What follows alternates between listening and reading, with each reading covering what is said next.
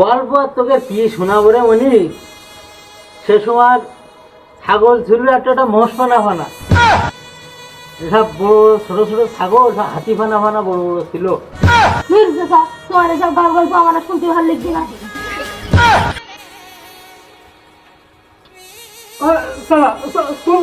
বসো বসো, ও ছোট মানুষ, ওকে জানে সেসব সেসব ঘটনা কি জানে। বসো, আমি তো জানি।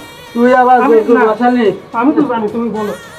সে সে বড় বড় গরু ছিল, সে গরু কি খবর? আর গরুর কথা কি বলবো বাবু, সে বিশাল বড় বড় গরু ছিল, মানুষ 2 লাখ দিয়ে একটু গরুর হাড়ের করে।